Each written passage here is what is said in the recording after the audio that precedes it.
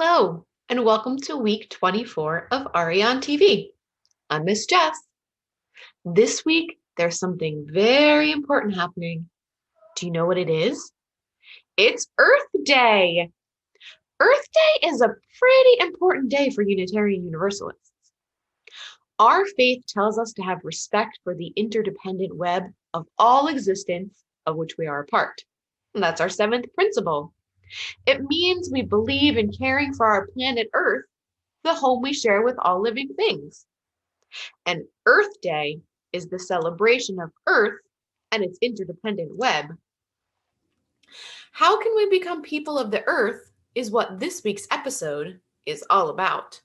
But first, welcome into this quiet place of beauty. We come from busy things. Pausing for a moment for the thoughts that quiet brings.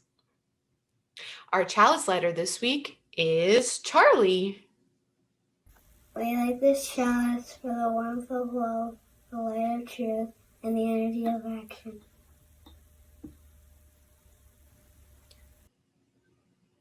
Do you know what this is?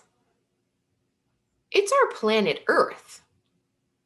Until astronauts went into space, no one had ever had a photo of what our planet looked like. Now there are marbles, beach balls, globes, Google Maps, photos. We've even got a photo from 6.4 billion miles away that shows us the pale blue dot, as Carl Sagan called it, that we live on. It's a spiritual moment to see our planet in space and realize we all live on this planet home. It has changed people's lives. What would our life be like if many more people stopped fighting each other and became people of the earth, caring for our planet and for each other? Our theme this month is, what does it mean to be a people of becoming? On this day, our thoughts turn toward Earth Day, April 22nd. We're becoming people of the earth. Our seventh UU principle inspires us toward respect for the interdependent web of all existence of which we are a part. Why do we call it an interdependent web? What does that mean? Well, it's like a spider's web. All parts are connected. Our faith, and many other faiths, make taking care of the earth and the natural world a part of being a religious person. Each Earth Day, we work to become even more aware of what is happening around us on our planet. In order to work toward helping our planet and ourselves, we have to think of how our faith guides us into becoming a people of the earth. I have two special guests for you this week. Mr. Victor and Miss Marianne are here to tell us more about taking care of our planet home. Hi everybody. We're going to talk about green stuff today, I guess. This is from the kids' book of awesome stuff. Take a deep breath. The air you just breathe in is different from the air you just breathed out. The air you breathe out is a gas that can suffocate you if too much of it gets in the air. That gas is carbon dioxide. The oxygen you breathe in makes energy for you from the food you eat. But when your cells use the oxygen, they end up with something your body doesn't want, carbon dioxide.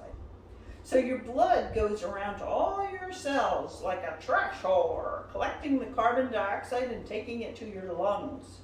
And then you breathe it out.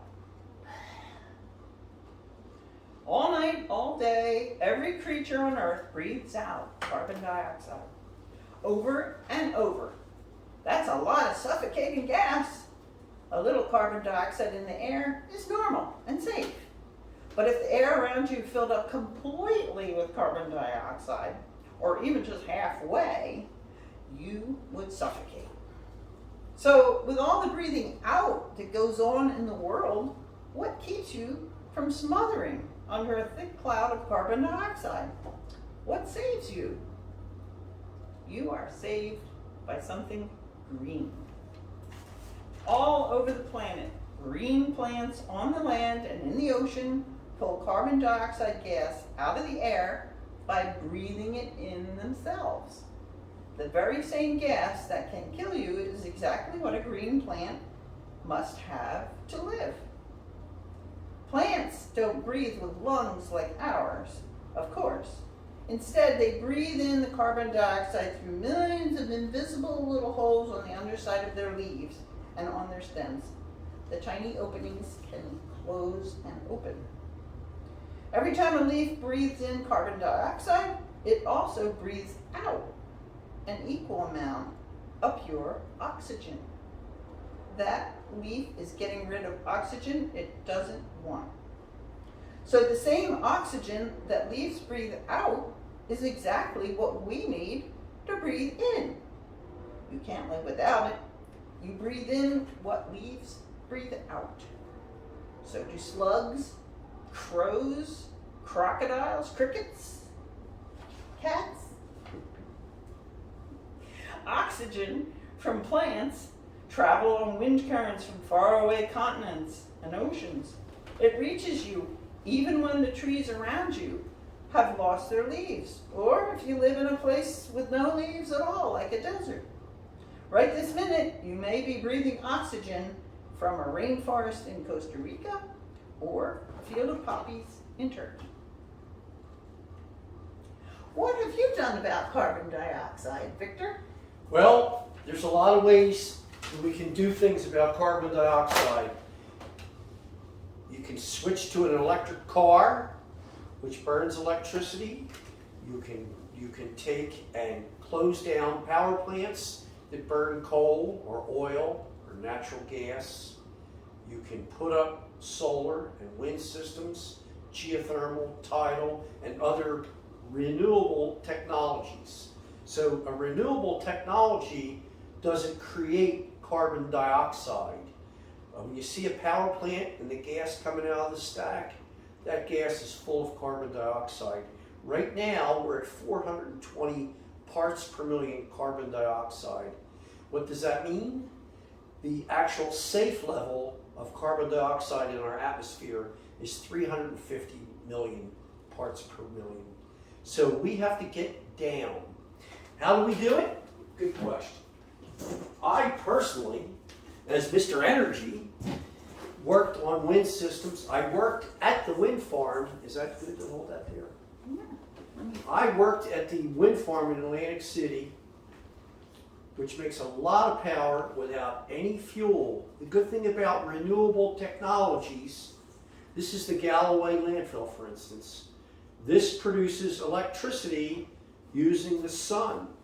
The sun hits the solar panels and excites the electrons. The electrons create a stream of electricity, gets fed into the grid, and you, when you come home and turn the TV or the light on, you use the electricity that this system produces. This system produces electricity without burning anything.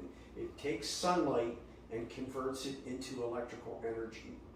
So if we want to take and make for a healthy, safe planet, encourage your mom and dad to get electric cars versus the ones we have now that burn gasoline. That puts carbon dioxide out the tailpipes.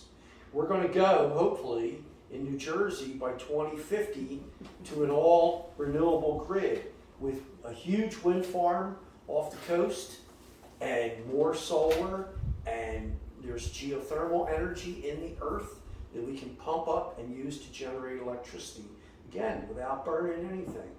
It's a better way to do things. It'll make the earth sustainable, and it'll keep all the ice in Antarctica and Greenland from melting. And it's like, well, why would that be a bad thing?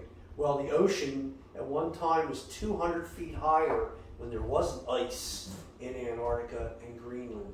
So we need the ice to stay where it is so that we can go to the beach and enjoy the beach. Otherwise, Not drown. Yeah, not drown. The beach will be in Pittsburgh if we melt all the ice. We don't want to do that. We want to clean the air up by using renewable technologies. Some of you may have solar systems on your house. This is a big system. This is 20 acres of panels. We're working on systems now that are 1,000 times this size out in California. So the future is renewable, the future is green, the future is sustainable when we take renewable technologies to generate electricity, which can power homes, factories, cars, trucks, everything we need. We can do it all with sunlight, with wind, with geothermal. There's crustal energy in the earth that's tremendously powerful. In places like Iceland, they get all their energy from geothermal energy. So there's a short overview of what we need to do, what we use oxygen for, and what we put in the atmosphere in the form of carbon dioxide. You need to be a part of the solution, and there's ways we can do it. Thank you, Victor. My pleasure. Mr. Energy here. We have to reduce the amount of carbon dioxide that we're putting into the atmosphere. And we do that with not using fossil fuels. Right, and growing more trees. There's some countries that have projects where they're trying to grow 1 billion or 5 billion or 10 billion more trees. We need more trees. We're going to get more of them too, but we're going to use renewable energy and other sustainable methods to fix our beautiful earth. So Thank you. Go out there and plant some trees. Thank you, Miss Marianne and Mr. Victor. Now, we're going to take a moment to center ourselves in this message. What I want you to do is sit comfortably in your chair or on the floor. Put your hands on your lap or on your knees. Sit up nice and tall. Focus your eyes in front of you, or even close them if you're comfortable with that. Find your breath moving into your body and out.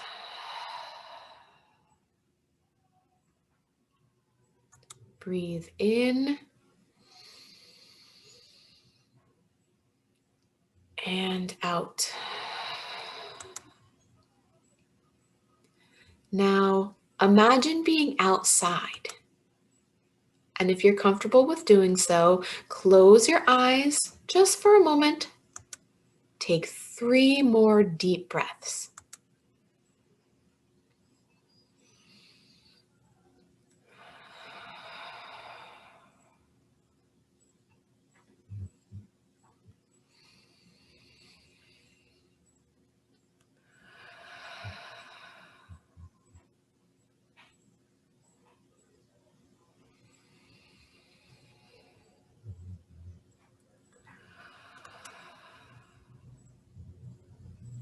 Now imagine your eyes as if you're a camera. Scan the landscape for color and count each color and variation as you encounter it in your view. Do you see something yellow? How many different shades of green can you see?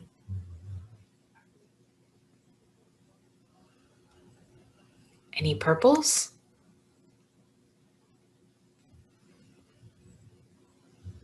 What other colors do you see?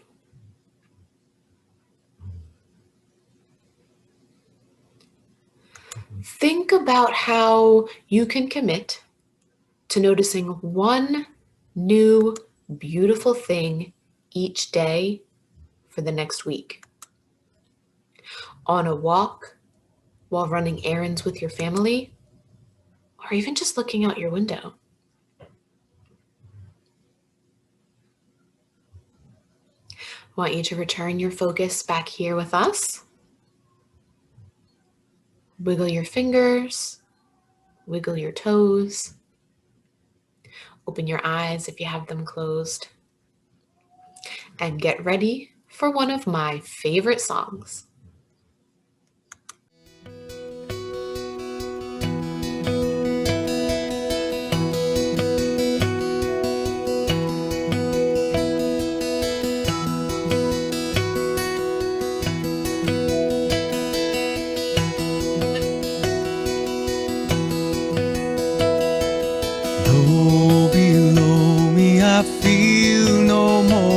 ocean, standing on these mountains and plains, far away from the rolling ocean.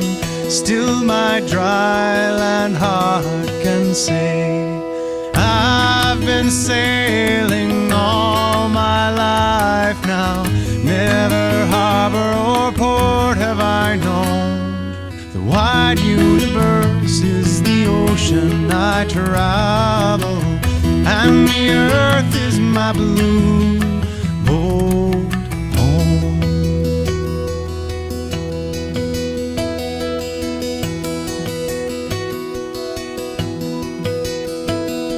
Sun, my sail, and moon, my rudder, as I ply the starry sea, leaning over the edge in wonder, casting questions into the deep, drifting here with my ship's companions, all we kindred pilgrim souls, making our way by the lights of the heavens in our beautiful blue boat home.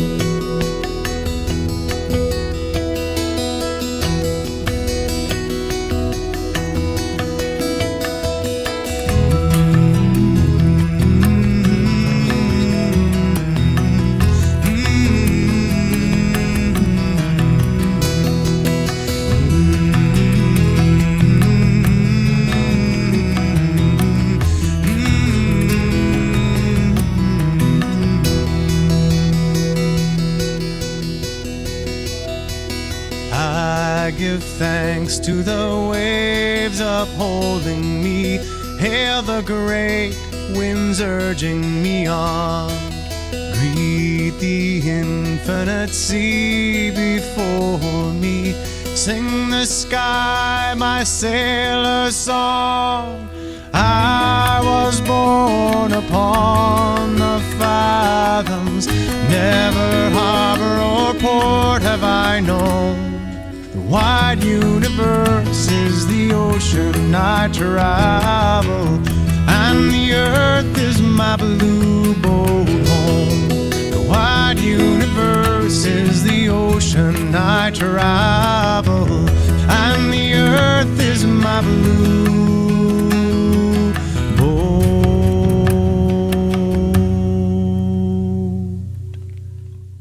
home.